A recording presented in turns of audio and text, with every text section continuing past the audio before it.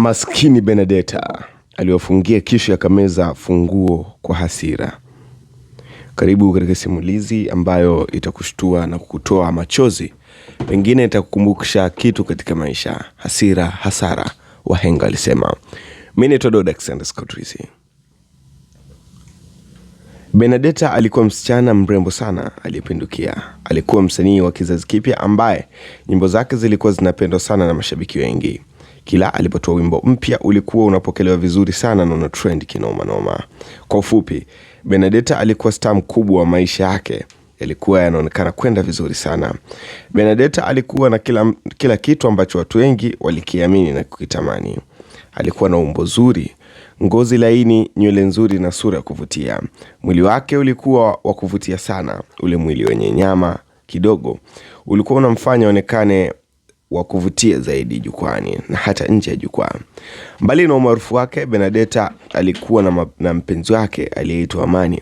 Wawili hao walikuwa wanaishi pamoja na walionekana kupendana sana.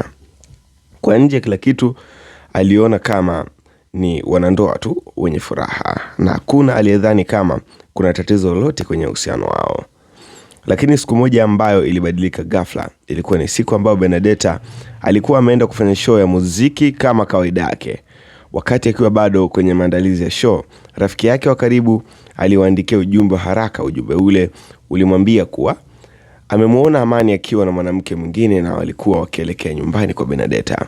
Ujumbe ule ulimshtua sana Benedetta, lakini kwa sababu alikuwa tayari kazini, alijikaza moyo na akaamua amalize show kwanza. Alifanya show ile haraka kadri alivyoweza, lakini moyoni mwake alikuwa na mawazo mengi sana. Baada ya kumaliza show, Benedetta alienda moja kwa moja nyumbani. Alipofika nyumbani, alifungua mlango polepole, lakini kilichomkuta ndani kilimvunja moyo kabisa. Alimkuta Amani akiwa na mwanamke mwingine ndani ya nyumbani kwao. Kwa hasira na maumivu makali ya moyo, Benedetta alitoka nje ghafla na akafungua mlango wa kutoka nje kwa kutumia kufuli, akiwafungia ndani wawili hao. Lakini baada ya kufanya hivyo, hali yake ilianza kubadilika. Alipatwa na mshtuko mkubwa wa mawazo na hasira. Katika mgawanyiko ule, Benedetta alifanya kitendo cha ghafla sana. Alimeza funguo zile kwa hasira na akachanganyikiwa.